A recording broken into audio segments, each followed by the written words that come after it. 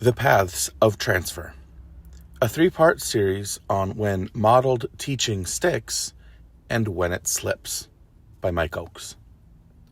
Part 3, when learning takes off, replication, emulation, and innovation. In the first 2 parts of this series, I wrote about how learning transfer can go sideways and how it begins to hold. This final piece looks at what happens when transfer becomes reliable, when learners have deep knowledge, clear intent, and the freedom to be creative. These are the moments when learning moves beyond imitation and begins to lead itself. Replication, emulation, and innovation show what it looks like when understanding becomes flexible, when learners can carry ideas into new situations with confidence, and when they start to generate new work from what they know.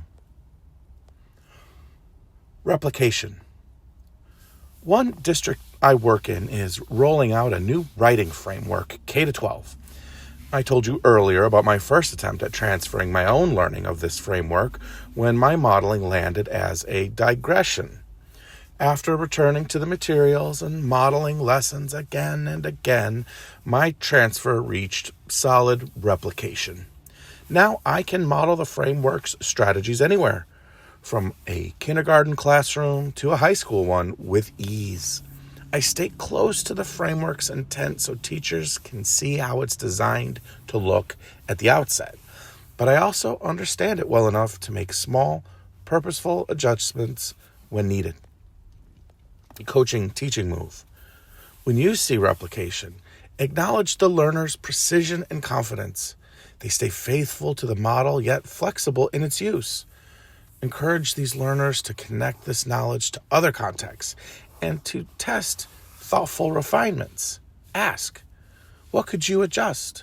What connects? What would make this learning more meaningful or applicable? Emulation. Last school year, a middle schooler I worked with was writing a report on ancient Egyptian civilization. It wasn't his favorite topic, but he found a way in. He decided to teach about Egyptian burial practices through a comic book-style nonfiction text. His version mixed a dry narrator with a witty side character who cracked puns and commentary to keep readers' spirits up and their minds learning. An avid manga reader, he used a familiar form to make something that fit the assignment but still felt like his own voice. His understanding of both content and form was strong, and that allowed him to carry what he'd learned into new territory. The piece was clever, informed, and unmistakably his. Coaching teaching move. When you see emulation, step aside. A learner in this stage is close to self-directed transfer. They don't need reassurance that they're on the right path. They already know. What they need is confidence to keep going and a thought partner who asks catalytic questions. What else might you do? What ideas haven't you tried? If this learning were fully yours, what would it become? Innovation.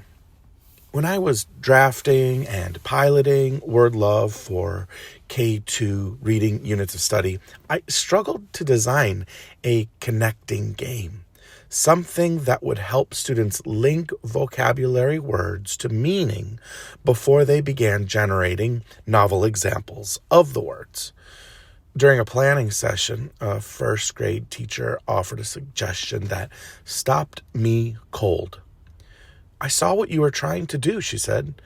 I played headbands with my kids that day, right after the identifying games, before the generating ones.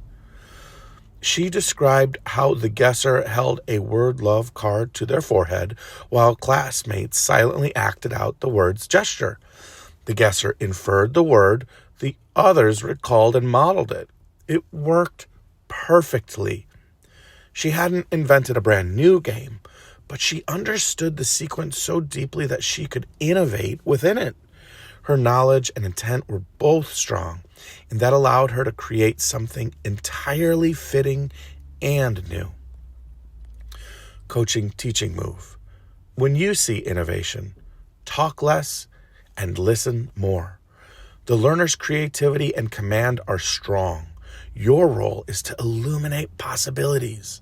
Ask questions that keep the learning moving forward. What's your goal? How's it going? Where to next? What other problems could this approach solve? How can I help? Pulling it together.